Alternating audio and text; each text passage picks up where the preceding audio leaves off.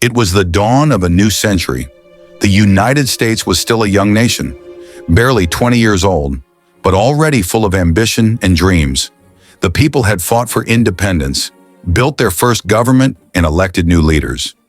Now, under the presidency of Thomas Jefferson, America stood at a crossroads. The question was no longer how to survive, but how to grow.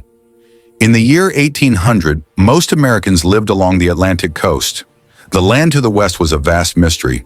Millions of square miles of forests, rivers, and mountains stretching all the way to the Pacific Ocean. It was home to countless Native American nations and a few European colonies. To the young American Republic, it was a land of both wonder and opportunity. At that time, a massive region in the center of North America was known as Louisiana Territory, a land so huge it stretched from the Gulf of Mexico to Canada.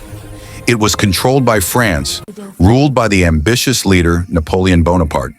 The Mississippi River, which flowed through this territory, was the lifeline of trade and transport for the United States. American farmers in the West depended on it to ship their crops to the port of New Orleans. But when France regained control of Louisiana in 1800, fear spread across America. What if Napoleon closed the port? What if he blocked trade? President Jefferson, a man of vision and caution, decided to act. He sent two American diplomats, James Monroe and Robert Livingston, to France with a mission: negotiate the purchase of New Orleans. But destiny had far bigger plans. When the American envoys arrived in Paris in 1803, Napoleon surprised them. France was in need of money to fund its wars in Europe, and its colonies in the Caribbean were in chaos. Instead of selling just New Orleans, Napoleon offered to sell the entire Louisiana Territory, all 828,000 square miles of it, for just $15 million. It was an offer beyond imagination. Overnight, the United States could double in size. Jefferson hesitated. The Constitution didn't explicitly give him the power to buy new land, but the opportunity was too great to pass. On April 30th, 1803, the Louisiana Purchase was signed. The news spread like wildfire. The young nation had expanded westward in a single stroke. The size of the country had more than doubled, from the Mississippi River to the Rocky Mountains. It was one of the greatest land deals in history.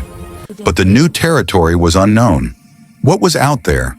Mountains, rivers, deserts, or civilizations? No one truly knew. So Jefferson commissioned an expedition to explore it, led by Meriwether Lewis and William Clark. In 1804, the Lewis and Clark expedition began its journey from St. Louis, traveling up the Missouri River with a team of soldiers, hunters, and interpreters. Among them was a young Native American woman named Sacagawea, who played a vital role as guide and translator. Their journey across the continent was one of courage, discovery, and endurance. They faced hunger, harsh weather, wild animals, and uncertain encounters with native tribes.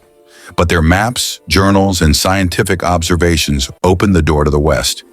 After more than 2 years, they returned in 1806, having reached the Pacific Ocean and proven that America's destiny lay beyond the horizon. The Louisiana Purchase changed everything.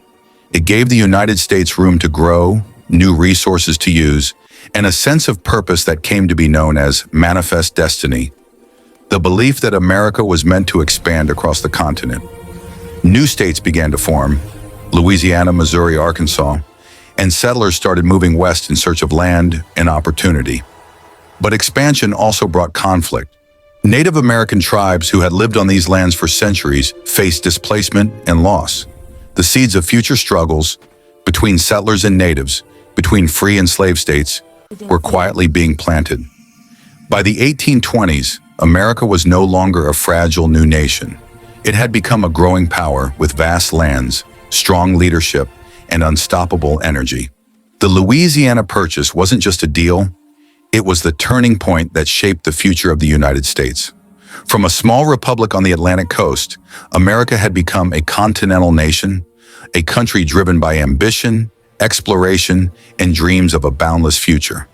And it all began with one bold decision: to buy a land no one had ever truly seen.